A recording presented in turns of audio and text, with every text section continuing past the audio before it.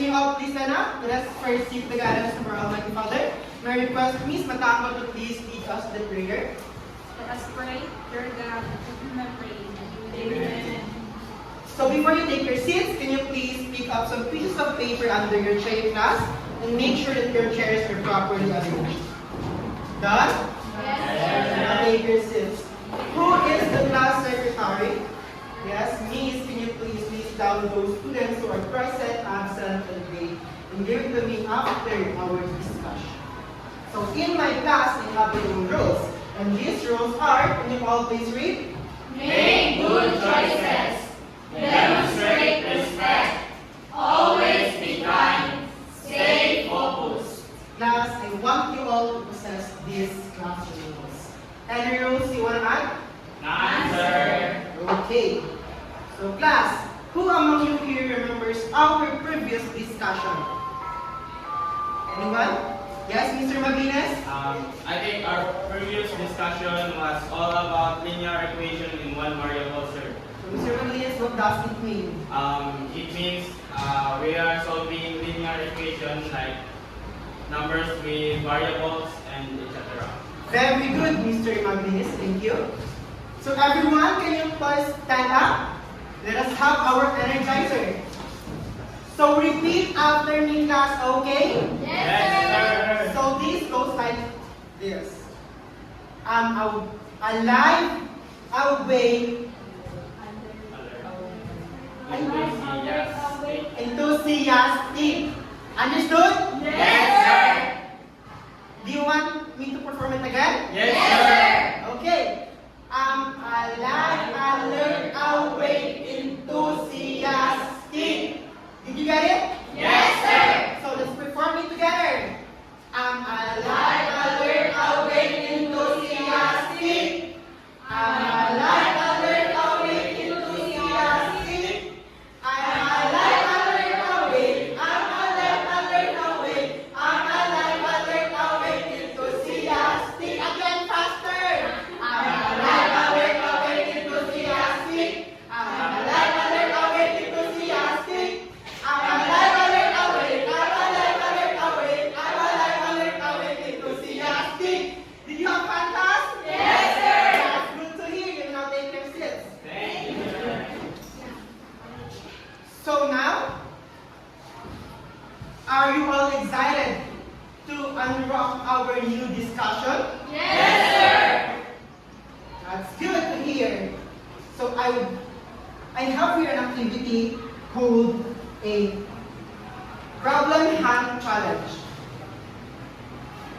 So I have pasted here a set of sequence and I want two students to go in front and answer these two sequences.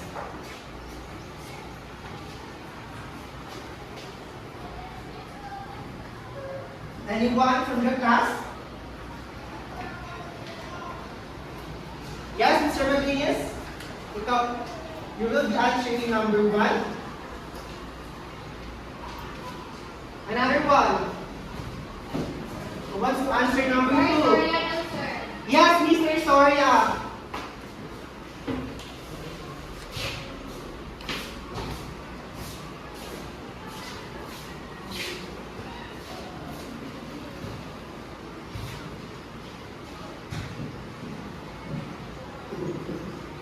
Okay, Soria, thank you. So class, do you think this is correct? Yes, sir. How do you say so? So, number 1 is correct. Check. 5, 10, 15, 20, 25 is the next. Maginis got it right. The next, number 2. It is correct. 15, 12, 9, 6, 3. So based on this activity class, what do you think is our topic? Yes, Miss Matango? What about recommended sequence? Very well said, Miss Matango. So our topic for today is all about what Matango said, what Miss Matango did say was? Arithmetic sequence. Miss Matango got it right.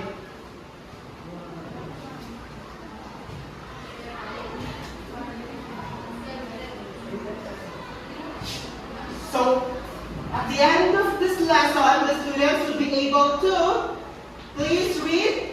Identify the common difference in numerical pattern and calculate the number of an arithmetic sequence using the standard formula.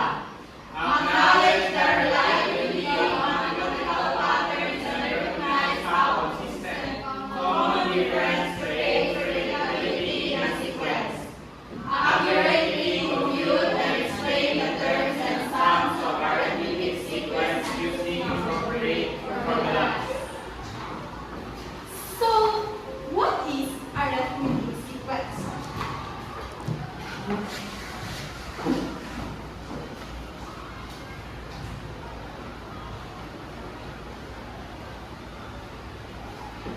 So, arithmetic sequence is a pattern of numbers where the difference of each numbers is the same and fixed. And that fixed number is called common difference. So now, class, take a look on this picture. What have you noticed? Anyone?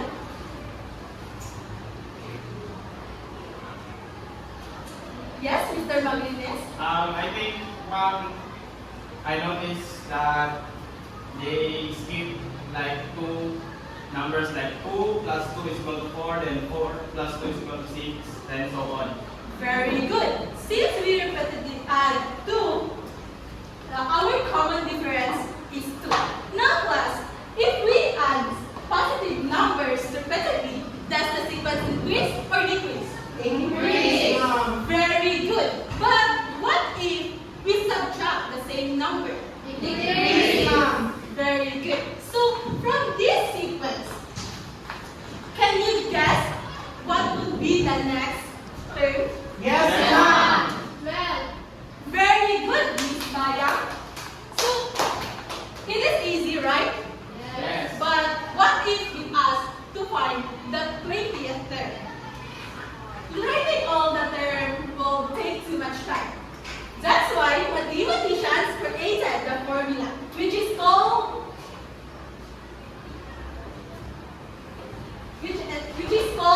the arithmetic sequence formula. So the arithmetic sequence formula is a sub n is equal to a sub 1 plus n minus 1 times b. So where a sub n is the nth term or the general term, and the a sub 1 is the first term, and the n is the third position, and b is the common difference. Understood? Yes, ma'am. Now, let's try an example together. So, the example is find the 10th term of the arithmetic sequence 3, 7, 11, and 15. So, di ba, we all know the formula. So, what term did we ask for? Ten. Very good. So, what happened to our n? Replaced by 10. Yes, very good. Instead of writing a sub n, we write it as a sub 10. So, a sub 1 is 3. 3. Since it's our first term. So, 3 plus, what did happen again? 10. Very good. So, 10 minus 1. Now, what is our common difference? 4. Very good, Mr. Martinez. So, 4. Now, let's solve this together. So, copy the 3. 10 minus 1? 9. Very good. Times 4. So now,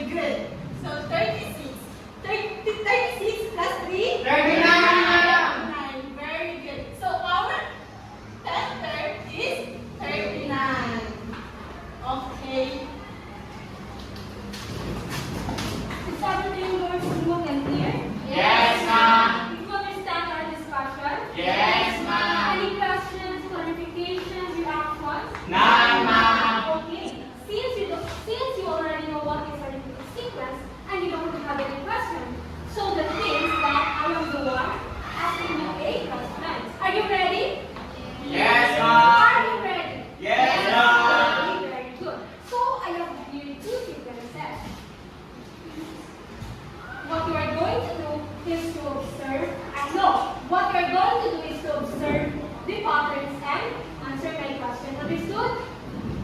Yes, Understood? Yes, ma'am. Okay. Sequence 1 is 2, 4, 6, 8, and 10. Sequence 2 is 15, 12, 9, 6, and 3.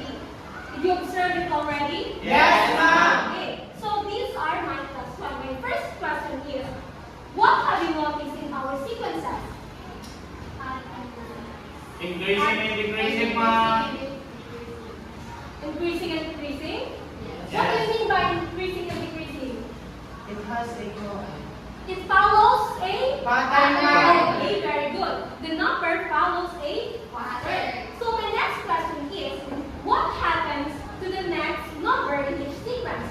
Is the same number going to be added or subtracted? Yes. Okay, very good. It's yes. The same number is going to be added or subtracted. My third question is, what do we call or what do you call to the number going to be added or subtracted? Common difference, Very ma'am. good. It is called common difference. My last question is, based on your observation, how can you define an arithmetic sequence, Mr. Tara? Ma'am, an arithmetic sequence, ma'am, is a pattern of numbers where the difference between each number is always the same. Okay, very good. So an arithmetic sequence is a sequence where the difference between consecutive terms is the same. Very good. Did you have any opinions or add-on? So to summarize our discussion for today, an arithmetic sequence is a sequence of numbers with the same common difference between consecutive terms. Understood? Yes, ma'am. So now, let's have a group activity. So, I will be dividing the class into 2 groups. And each group will be given one arithmetic sequence problem to solve collaboratively. Members of the group will work together to analyze the pattern, identify the common difference, and solve the problem using the arithmetic sequence formula. So after solving the problem, each group will present their answer in front of the class and clearly explain the process they used to arrive at their solution. So while working up, so this is the group 1 here, and this is the group 2. So while working with your group, use these guide questions to help you answer the problem. First question is, what are the given terms in the sequence? Second, what is the common difference? Third, what is the first term? Fourth, what values will you substitute into the formula? Fifth, how did your group solve the problem step by step? And last, what is the final answer? So, you will be graded using these criteria.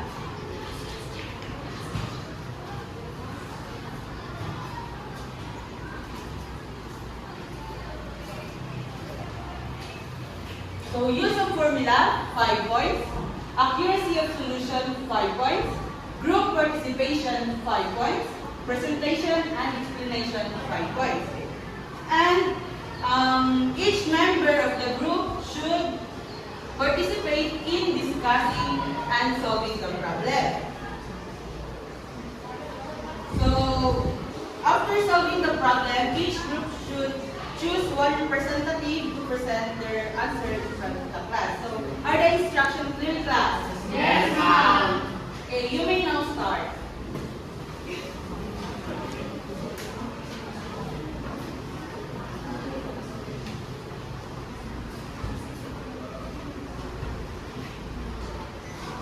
So, are you done, class? Yes, ma'am. Okay. So, group 1 will be the first to present their answer in front.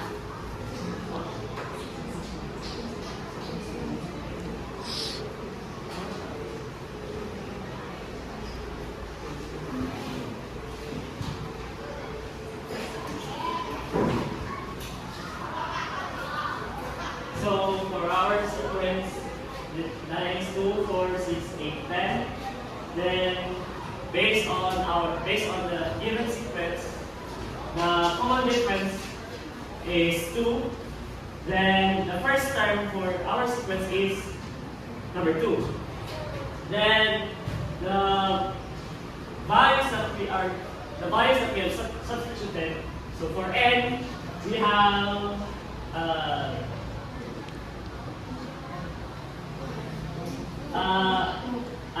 our n is 2. Our a sub 1 is still 2. Then our d is 2. So we solved it by using this formula, and our final answer is 2. That would be all. Next, group 2.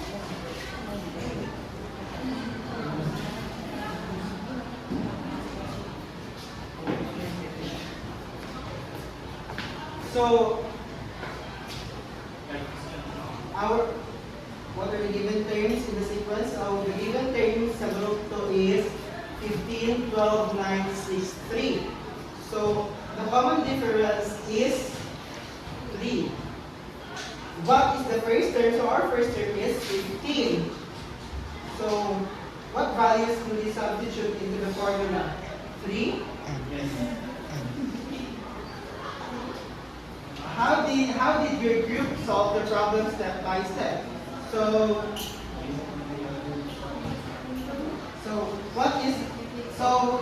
using this formula, we solve the problem. So what is our final answer is? 0. 0. Okay, very good, everyone.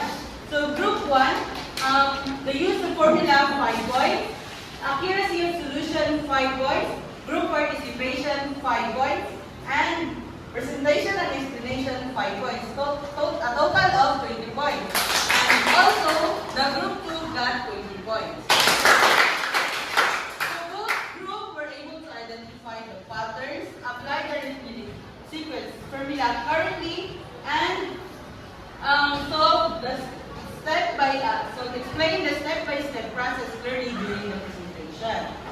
So from the activity, we learned that in solving arithmetic sequence, it is important to find the first term, determine the common difference, know the value, and substitute the values correctly into the formula. So give yourself a round of applause for that. So do you have any questions or clarification, class? None. So let's have a short quiz. Please get one of the paper.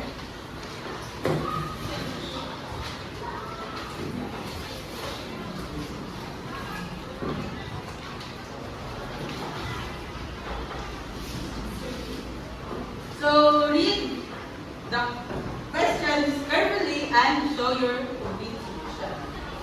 You will be given 5 minutes to answer, so work quietly and independently. So okay, time is up. Pass your papers forward.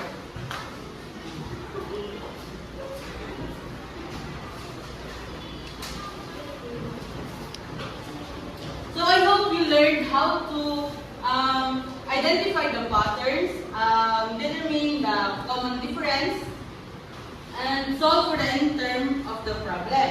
So thank you for your participation, class. See you in our next lessons. Have a great day, class. Dismissed. Thank you.